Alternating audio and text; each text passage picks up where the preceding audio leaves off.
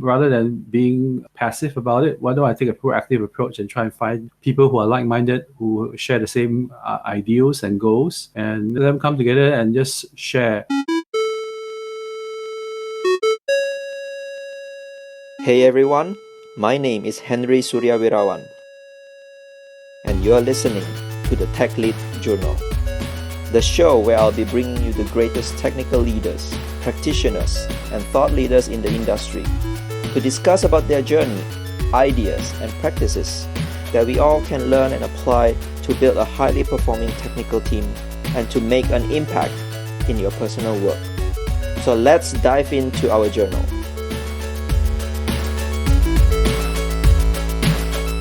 Hey everyone, welcome to another episode of the Tech Lead Journal with me, your host, Henry Suryawirawan. Following the first episode, which was released last week, I received a lot of words of encouragement, comments, and feedback from many of you, my listeners, both personally and also on social media, which I have to say I am extremely humbled by your kind words and support. I will do my best to continuously bring high quality contents and conversations with great thought leaders for this podcast. For those of you new listeners, welcome, and I hope you enjoy the show contents and subscribe to the podcast to get updates when I release new episodes. So, in this episode, I have the pleasure to have a conversation with a guest who I admire a lot for all his contributions to the Singapore tech and startup communities, and also for mentoring and coaching junior developers. His name is Michael Cheng. In the past before COVID, when meetups used to be happening a lot, I used to see Michael frequently sitting at the back of the meetup, doing recording with all his awesome gears. And initially I thought he was just a guy hired by the meetup organizers to do the recording. Little did I know that Michael is doing it all for the community and for free. He uploads all those recordings to a YouTube channel and make them organized on a portal called Engineers.SG, which at this moment has more than 3,700 videos uploaded, which is pretty awesome. Michael also runs the Singapore PHP User Group, co-founded the iOS Dev Scouts, and is also the organizer of PHPConf Asia. His latest passion project, which is JuniorDev.SG, is another community group specifically created for junior developers in Singapore, in which I personally have the opportunity to participate by joining the mentoring program as one of the selected mentors. And I must say that it is a personally rewarding experience for me, and I strongly believe that such initiative will be tremendously beneficial in rapidly building Singapore tech communities. And without further ado, please enjoy this episode with Michael Cheng. Hello, Michael. Hi, Henry. First of all, I would like to acknowledge your contributions, your hard work in the tech and startup community in Singapore. And also, I think it brings a lot of impact and benefits for a lot of people. And I would like to appreciate for that. Thanks. Appreciate it. Appreciate you as well, because when I first started the JuniorDev.SG mentoring program, you were one of the first to also come forward, which I think was been a blessing to us as well. Yeah, no worries. I'm also happy to do mentoring, so I hope it helps. So first of all, I would like to ask a question about your community involvement. So actually, what made you start doing this kind of activities in the beginning? Was it something that you found a challenge that you don't know how to solve and that's why you started? So the first community I ever started was the Singapore PHP User Group. This was in 2008, I think. So that was quite a while ago. I kind of started it because I was feeling lonely in my journey as a software engineer. At the time, I was running my own startup. I was doing programming, building websites for people. I just felt lonely because I was doing it all alone. I don't really have many peers in my company because I was running my own business, right? So I was I'm the boss, and even when I hire, it's junior people. But yeah, I wanted a community where I can turn to for help and for support. I think it also came out of my previous experience as a evangelical Christian. So as an evangelical Christian, I was in a church where they practice cell groups. So having a cell group I found was quite formative for me, as in helped me strengthen my faith. And also it's good to have people who are like-minded around you to kind of give you support and give you words of encouragement and even guide you along, right? I kind of like miss that in the secular world, in the sense that I don't really have that mentorship. And I felt that since I am facing this problem, I'm sure there'll be other people who are facing this problem as well. So I thought rather than being passive about it, why don't I take a proactive approach and try and find people who are like-minded, who share the same ideals and goals, and let them come together and just share. So that's the sharing part of it. The other part of it is the open source movement. The idea that the more you share, the more you give, the more you get back, right? So the whole open source ethos really kind of drove me to that understanding that sharing provides more benefit for the whole. So these two come together, like that need for support group and all that, and the other need for sharing knowledge, because I know I've also learned a lot in my life. I also want to share back to the community. So that's how I started the PHP User Group, and also much later on the JuniorDev and iOS Dev Scout. Right. So I guess also during that time, there is probably no other similar community groups or initiatives in Singapore. I guess there were a lot of like student groups. There were also a few like tech user groups, but they are not really in the tech stack that I was in. But at the time, there was already a Ruby meetup. There was a Java user group. Yeah, that was about it. I think before I started my own group, I actually did some research and I was trying to find whether there were similar groups already formed out there. Turns out there were two. They were registered, but then they were like defunct, not active. So because of that, okay, since the last two group has been inactive for a while, so why not I just start a new one? When you started, did you already know what you wanted to do? How do you structure this user group? How do you make your contribution? Well, for one thing, I knew I needed to have sharing, people who can share ideas. I just used meetup.com. This is in 2008. I think it was still very new. Turns out there were not many people using it.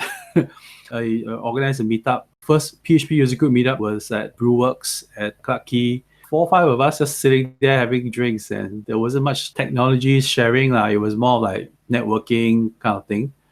So that was the first meetup. So I felt there was a problem of reach. How do you reach people, right? So there were a few things I knew I wanted to have. I needed to have speakers. I also need a venue. And also in my previous life as a grassroots leader, I also knew that a successful grassroots event must have two things.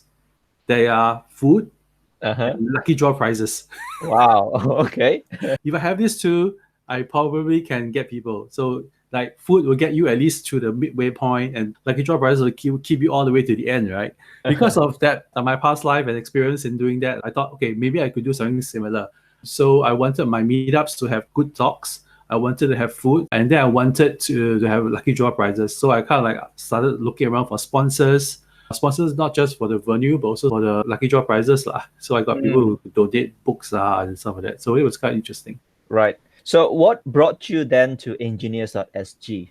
Is it something that, again, like you see a need from running this user group and then you spark an idea, oh, maybe people need to consume video? Yeah. For Engineers.SG, it was more of a frustration.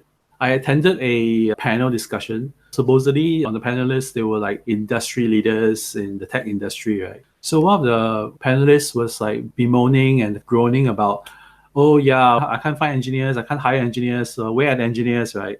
So for me, I was a bit curious. I mean, I am surrounded by good engineers, people who I know from meetup groups, my personal friends.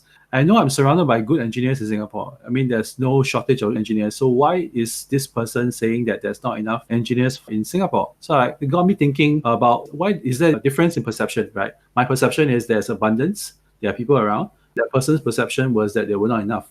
So I thought maybe the problem is a marketing problem. So we don't tell people enough about our meetups. We don't tell people enough about what we do and the things that we're doing in the community, right? So I thought, okay, maybe one good way to improve the marketing is to try and find a way to record the meetups. Because at the time in church, I was the sound tech. I knew how to operate a soundboard and do audio recording and video recording. I thought maybe I should just bring all these interests together. I felt if I can record the meetup, I can put them online, then people can find them. Once people can find them, they can probably link back to the meetup group, and then from there they can discover the different meetup groups, and they can then, either attend the future meetups or even learn from the videos that are being published, right? There were a lot of good content being shared in the different meetup groups. So that was the genesis of the Engineers.SG. Yeah, just for our listeners here, as of today, I can see there are like 3,759 videos online. So that's really a lot. I think it started from like 2013 or something. Yeah, around there. Right. So this is one question that I always have in mind when I see you like all over the places and meetups, recording. Obviously now you got some help from few people, volunteers as well. But how do you prioritize your time? Well, first of all, I do have a day job. Yeah. Some people see me in community meetups and then they will ask me, so what do you do? So I'm like, yeah, I don't really tell people what I do, but I do have a day job. So my day job does take up a lot of my time because I have to be at work by 9-ish and at around 6 o'clock. I think I'm very thankful in my last few jobs that they were quite strict about not doing overtime. So in a way that frees up my time in the evenings to actually organize meetups, go for meetups, and to attend meetups. So I'm fortunate to have employers in the past, at least employers in my last at least 3 jobs who give me the freedom to continue to do things for the community. So in terms of prioritizing my time, I guess I can schedule my time around the meetup events. So in a way, kind of like my evenings are kind of booked up by this meetup or that meetup. In the past, I think before COVID-19, we have about 2 to 3 meetups a week.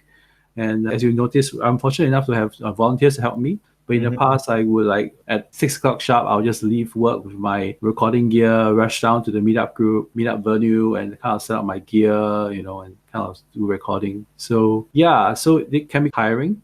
Also, especially after you record, you still have to do the editing, uploading, and putting it on the website. I think that's a lot of work as well, right? Yeah, it used to be. I think it used to be that at least in the early days, I would actually stay up to 1, 2 o'clock in the morning just editing the videos. But of course, with technology, we have actually improved our workflow.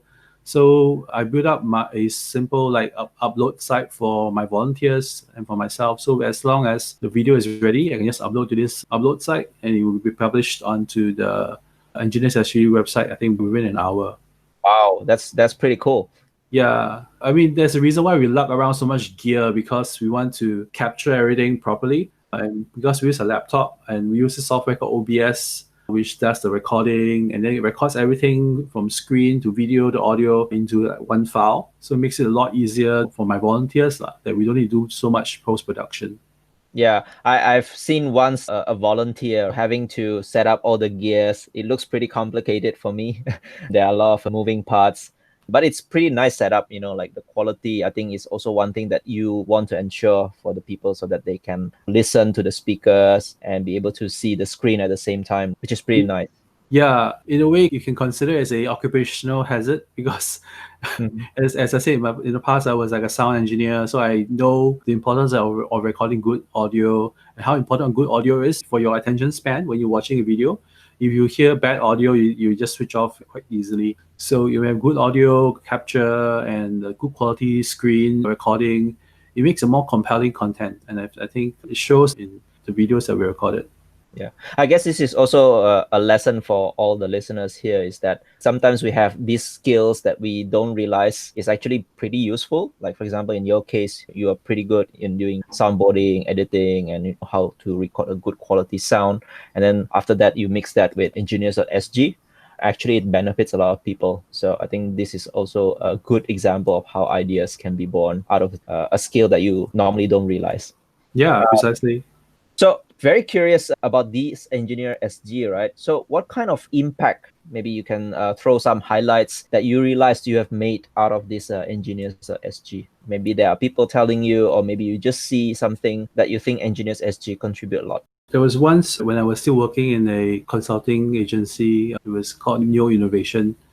So in the consultancy, we built apps and built stuff for clients. And there was one time I was in the office during lunchtime, and I heard behind me there was a video playing. It was a familiar voice on the video. It turns out it was one of our colleagues who presented something at PyCon, probably 2013 or 2014. So he presented at PyCon about the topic of PyTest, which is a testing framework for Python. And my colleague was actually watching the video, and I looked at him, wow, that's pretty cool. The fact that the video was only maybe a few days old, it was done over the weekend and it was recorded. The conference was over the weekend, we recorded it. And on Monday or Tuesday, he was watching the video during lunchtime. It's wow, I mean, for me, I felt that it has served the purpose that I originally created this movement for, which was to provide a resource for people around me. The other impact we have would be local conference scene. In the past, a lot of the Singapore-based conferences, when they needed to record video for their conference, it usually takes about half a year for the video to be published. Like they'll get big boys like Confreaks. They'll basically fly people into Singapore with their equipment, and then in the case of another provider, you have to actually record into VHS, and then send the VHS data tapes, and then send the whole tape to US for them to do the post production and editing. So I felt that there's a lot of costs involved there, and it's a lot of time lag between your content being recorded in a Singapore-based conference and then being published. So I decided that we should just make our recording capabilities available to conference organizers as well. So, so like things like GopherCon, Ruby Conference, PHP Conference, which I personally run, and so many other conferences that we cover, right? So it's like for us, it's a community service, because as Engineers.SG is a not-for-profit kind of initiative, as in we don't make money out of it. We earn a little bit just to cover our hardware costs, repair costs, and hosting fee for our website. When we cover conferences, it really helps us in expanding our capability. So we can now record more tracks a day. So last count, we've got about 6 or 7 sets of recording gear, which we can deploy at any moment. I think our impact is really about helping the local tech scene and the local conference organizers make their videos a lot more accessible and make it a bit more affordable for them, because I know a lot of the local conference organizers are also not making money out of their conferences, right? For us, it was a way to contribute back to the community and to help these organizers who are a lot of them are my personal friends. Right. Yeah, so for me, it's by way of helping them and for them to make their content accessible to everyone around us. Yeah. Cool. So what is your next plan for Engineer.SG? I know that it's non-profit community initiative, right? But is there any like roadmap? How do you want to bring Engineers.SG going forward? I'm not too sure, because like right now, because of COVID-19 I think in a way COVID-19 is a bit of a good thing. Because now a lot more people know how to actually do video recording and recording of like talks and all that stuff, which is great. That means it has almost made Engineers.SG a bit redundant. Just right now, the capability to publish videos and meetup videos and all that is now in everyone's hands. You use Zoom, you use StreamYard, you use there's so many tools available out there that makes it so easy for you to do that. So you don't really need heavy and expensive equipment that we do. We carry around with us everywhere. So all you need is your laptop, a good speaker or a good microphone, and then that's it. That's all you need, right? So I think it's a good thing. And even right now, during this COVID-19 period, Engineers.SG, we have also decided to just help the community as well by providing like free hosting. So we're hosting the Zoom calls for a lot of the community organizers, because I think there's a cost involved in getting a Zoom account, and I don't think everyone wants to pay for that monthly cost. Yep. So in a way, I'm kind of like helping them by hosting their calls and then helping to upload the videos from their meetup. Maybe also like it would be also a nice place to aggregate all these meetups happening, right? Because I think one challenge, just like previously, we have all these meetups, but again, if it's not consolidated, we can't probably also make sense what is happening around the community, who are the speakers there, and how do we engage with the local tech scene, right? It's true. So I guess in a way, I want to try and make the content a bit more discoverable. I think it was probably last year, the year before, that Engineers.SG kind of merged or acquired Rebuild.SG. They're also an aggregator of sorts of like local tech events. So we basically got their content for the events calendar, and we've actually merged that into our Engineers.SG events calendar. So in a way, I want to try and find a way to make the content a bit more discoverable, events more discoverable, and also make it easier for people to link up with the speaker, find out more about the speaker and the community that the speaker is speaking in. So my time is also quite limited. For example, our Engineers.SG website, I actually had a like V2 version 2 kind of thing going on. There were some community volunteers who wanted to push for a Vue.js kind of a thing.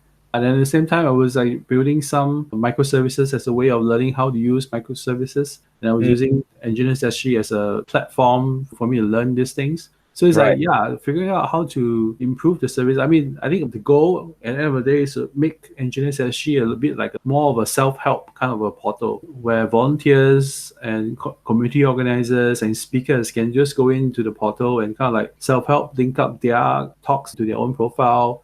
Even for community organizers to even organize and publish their events on it easily. So that's some of the goals I'm aiming for. And also to boost viewership of the videos on Engineers.SG.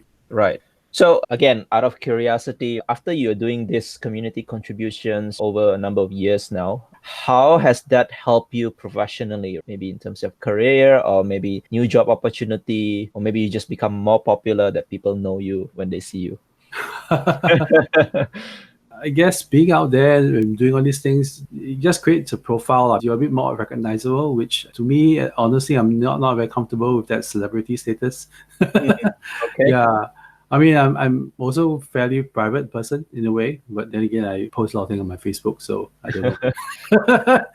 So I guess you can say because of my community involvement, I was able to land a job with SP Digital, which is a digital transformation division of SP Group. He was like, let's bring together all the people that he knows. And turns out I'm one of those guys that he wanted on his team. And then it was pretty nice that for me to kind of like work in the company where I find a lot of my community friends, people who run meetups, people who run conferences.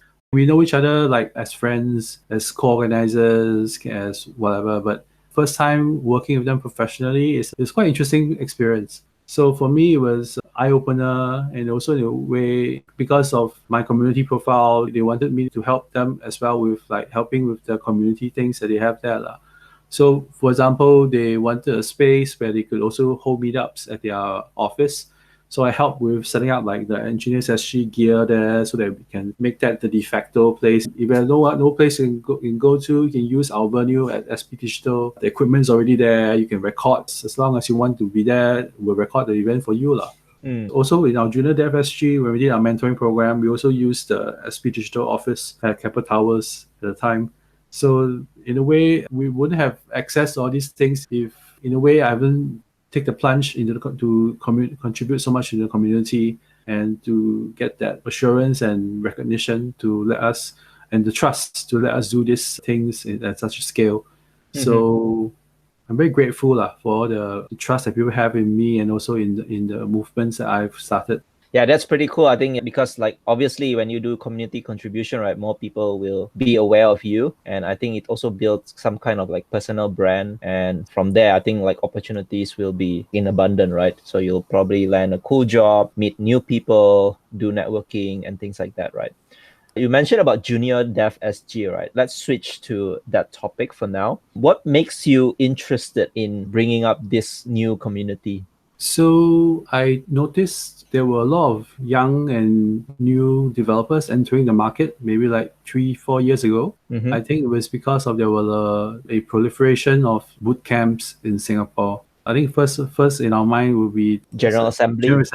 General Assembly. Then there was also Alpha Camp, who is from Taiwan, and so many others that are now in Singapore right now. And each of these boot camps are churning out a lot of young junior developers entering the market, either fresh graduates or people who are mid-career switchers.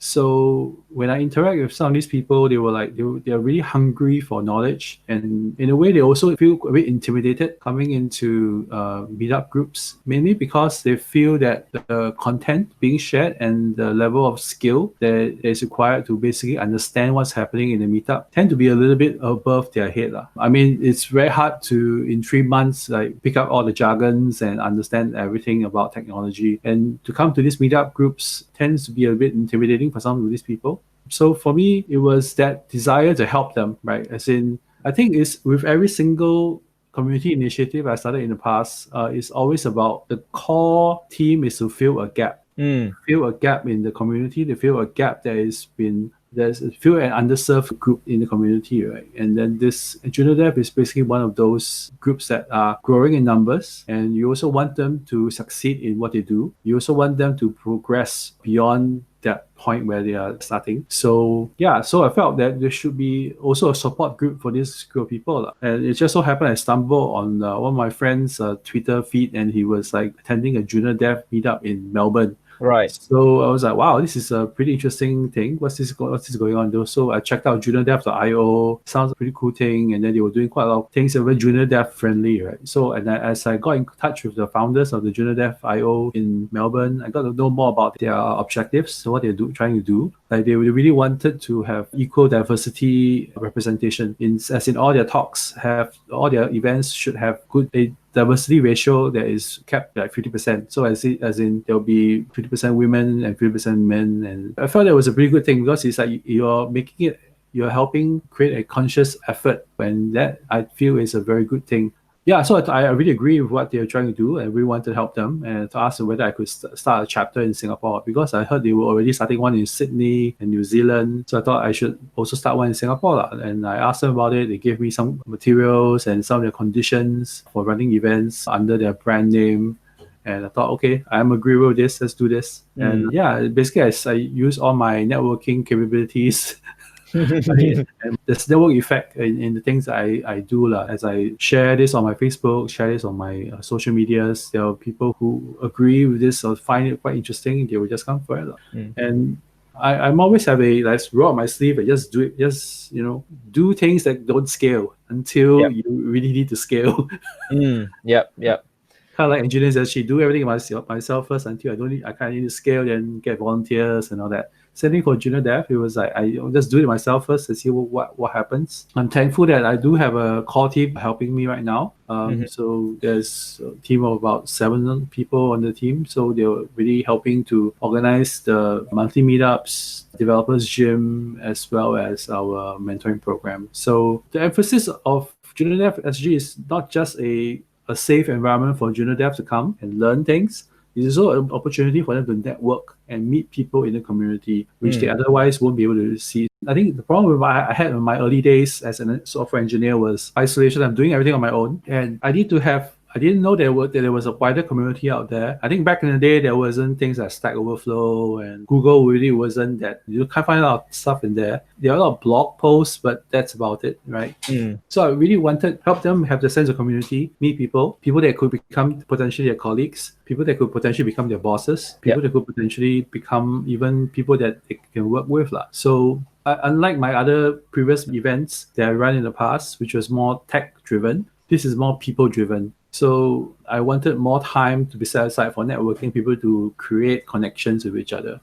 For those junior developer listeners here, how can they participate in some of your activities like your monthly meetups, your developers gym, and your mentoring program? So you can go to our meetup group. We post all our events there, meetup.com. Just look for Junior Dev Singapore, you will find it. Or you can just go to JuniorDev.SG. If you go to JuniorDev.SG, you can find the links to all our social medias. So what is actually Developers Gym for those people who don't know about it? So our monthly meetups usually have a split of networking and tech talks. So as we go through this, as we were organizing the meetups, we felt that there still wasn't enough impact. As in, the junior devs that were there, they really were really hungry for knowledge and want to really get better at their craft. At that time, when they were running the meetups, ThoughtWorks also started their Jumpstart program. And an instructor that started the Jumpstart program, his name is Gordon. So Gordon he approached me and said, hey, the meetups are great. We'll have like content that being shared, but he also realized that there needs to be more opportunities for coding and practice, because after the boot camps, they still need to continue their cadence of learning and hands-on and writing code and practicing a good code, right? So he felt that we should probably try and organize some things on weekends, and so that people can come and kind of like work together and learn how to code. So Gordon was spearheading that. So he helped us to spearhead the Developers Gym. It is essentially a coding dojo, like a coding dojo and hands-on workshop for like 2-3 hours. You come together, you do like hands-on coding, you practice. You also learn about new technologies. Like we did a bit sometime last year was the Kubernetes workshop. We walk people through how to start up a Kubernetes cluster, use Minikube and all that stuff to set up their own Kubernetes thing, right? And it was really well attended. We have about 90 old people in the class. Wow. So pretty big. And the only place they could accommodate us was the Google developer space. So it was quite cool. But because of COVID-19, we probably put a stop to this for now until such time where we get back to the point where we can gather, we can probably restart this whole thing. Although, now people are working from home, so I guess in a way it's also a skill that we have to practice, right? To be able to do either like pair programming, communicate with colleagues over the internet or through chats. Probably it's something that you can explore. How about the mentoring program itself? So probably you can mention a little bit what it is all about so that maybe people who are interested to become a mentor or a mentee can also participate. Yeah, so we have meetups that would cater to some networking needs of our community, hands-on coding workshops, developers gym, cater for their much more hands-on and improving their craft. But there's also one other aspect of junior developers, which is the sense of things that are not just technical. There are things that are not just about technical capability. It's also about the ability to work with their colleagues and the people. And the profile of junior developers I saw in the time when I was running this, they were mid-career switchers, fresh graduates, generally people who have never worked in a tech company before. Their prior experience, maybe if they're a big career switcher, they have some working experience, and coming to a tech company, there's some dynamics that just don't work the same way. There are some things that are very specific to the tech industry, like how you need a bit more guidance to get started, more empathy and understanding from your colleagues so that you can get up to speed in your coding capabilities. And there's also that other part of it, which is for a very long time, I think in our industry, we value a CS degree more than anything else. So as a mid-career switcher, there's always this nagging feeling that, I'm not good enough. I find that a lot of the tech leaders that I met with, they're very stretched. They have no time to really mentor people. You think about a startup. A senior person in a startup, usually he's the only senior guy taking care of like 5-6 different junior developers in the team, right? So their capacity and ability to mentor people is very limited. And the other thing about our industry is that you don't become a mentor just like that, right? Yeah. You can't just flip a switch and just because you are technically good, you know your craft very well, it doesn't automatically make you a good teacher and mentor and guide for other people, right? In fact, if you're very good and strong and technically, you may feel very annoyed with somebody just keeps bugging you about questions. So in a way, I want to help junior developers learn how to work with their senior developers, how to work with the people in their company, and learn how to adapt. For example, one advice I gave a junior developer once was, he said he needed a way to talk to his senior, but he doesn't know how to go about engaging them. So I gave him some tips. Number one would be to help manage senior developers' time, in a sense, help manage their distraction. Because as a senior developer in the company, you probably have a lot of things you need to work on. So having the empathy for you to ask, can I book half an hour of your time so that you can help them manage their distraction and disruption, right? So that they won't bug them until that allotted time. He told me much later on that he really helped him a lot. That's just a simple advice. He was able to get a more productive time with his senior developer. Once you allocate a time, you have 100% focus of that person. And of course, on the part of the developer, he also needs to do his own due diligence, learn about how to try and solve the problem on its own, and then figure out the different ways of doing it. Only when he really have no way of solving it, then approach a senior or get a senior allocate some time to help them, right? So this simple advice, things like this that doesn't come naturally to people. And as senior developers, sometimes we don't know how to also tell the junior developers. So skills like this, I felt that having a mentoring program will be helpful, as in we get together the senior developers who have experience mentoring and to help impart some of this knowledge. A lot of the junior developers that come to our program, they feel they don't have enough mentoring in their own company because of the problem I told you about. There's only one senior developer and you have so many junior developers around you. And I hope the mentoring program will help create that mentoring and nurturing environment that can help these junior developers in their own journey. I think there are actually a lot of so-called mentors out there who wants to contribute and nurture junior developers as well. Probably not in their companies, but it could be other companies or maybe students who are still studying, right? And this platform I find is very unique in a sense that you mix and match people, the mentors and the mentees to come together so that they have a blend, a mix of knowledge transfer, and also you can ask questions and discuss about certain topics. So just to share the listeners, a few other topics that obviously as a junior, right, which I also had during my early careers, things like imposter syndrome. How do you know that you're good enough? How do you make contribution to the work? Managing your bosses, managing your work and projects, dealing with difficult people to work with. So all these obviously are good topics for the mentees to learn from the mentors from the industry. So is there any vision on what you would bring this JuniorDev.SG next? I guess as long as we can touch the lives of junior developers, I think one of the goals that I have set for us is for our junior developers to drop their junior title. That's nice.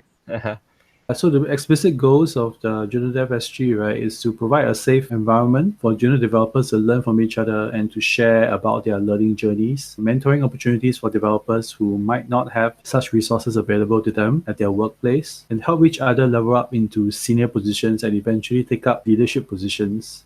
So these are 3 explicit goals. Nice. I think it's pretty kind for you to start up these initiatives, and I'm sure more and more junior developers can benefit from this initiative. The only thing is like how to scale this to reach out more and more people, right? Yeah, I mean, as I said, sometimes I tend to do the Uber way, which is do things that can't scale. See how it goes. Yeah. Maybe some of you, the listeners who find this opportunity interesting, you can also contact Michael to be involved in the initiative, trying to help in whatever way that we can.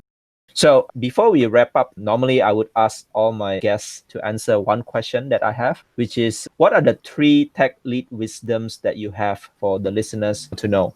Right. So I'm actually a pretty new tech lead myself, because I only took up the role of a tech lead last year when I joined GovTech. So for me, it has also been a learning experience to figure out how to actually lead a team and how to manage a team. And even first time in my life having direct reports, people who report to me. So suddenly you have another life you need to take care of. And it's not just somebody that you care for, like the mentoring program, like once a week kind of thing, right? This is somebody that you need to help in their personal growth, like 5 days a week, right? So yeah, I would say the 3 wisdoms I wish I had known when I first started this is, number 1, don't panic. What do you mean by don't panic? It's like sometimes I was like, oh wow, this is too much for me. How the hell am I going to do this? And first thing I would think is, don't panic. You've got this. So don't panic. You've gotten to where you are because of your years of experience, because of your years of learning. Everything you've learned in the past is prepared you for this time and this moment in your life. So you can do this. Don't panic. Right. The second tech wisdom I would share to anyone who's taking up tech lead for the first time is, silence can be a good thing. Right. Don't be afraid of silence, because it's in silence that you can actually think. The refrain for this is, don't rush into things, right? When everything is like pushing for you to get things done and everything is like, yeah, let's take a moment here. What's going on here? Let's try and figure this out. Take your time. Even silence is good, because then you can really think about the next steps. And don't be afraid of it. Use silence as a way of taking a breather, taking a pause before you take the next steps. And the third tech wisdom I will give to anyone who is going to take up the tech lead role for the first time is, it's okay to say I don't know. It's okay to say you don't know, because you really don't know. So yeah, I find like, especially these days, technology landscape keeps changing in a rapid, fast manner, right? Obviously, there's no one person who is able to grasp everything, right? Precisely. And I think that is a very important point for those tech leads out there. It's okay to don't know about something, right? Yeah, but it's not okay to stay ignorant. So do find out if you can. Take your time and find out and learn. In my 1-year journey being a tech lead, it's like I'm also learning a lot about myself and learning about developing that awareness for what my strengths are and what my weaknesses are, recognizing them, and then trying to find ways to compensate for my weaknesses. Right. So I feel that I'm not the best encourager, as in I can't be the guy who would be giving you warm encouragements every moment of the day. But I try my best to make sure that the spirits are high in the team I'm working with. I try to inject some humor, smile a bit more, and help the team get through these difficult times, which is, something you have to do as tech lead. All right. So how can people find and connect with you online? I'm on Twitter, Coder Kung Fu, CODERKUNGFU, Coder Kung Fu. I'm on Twitter as well as on Instagram.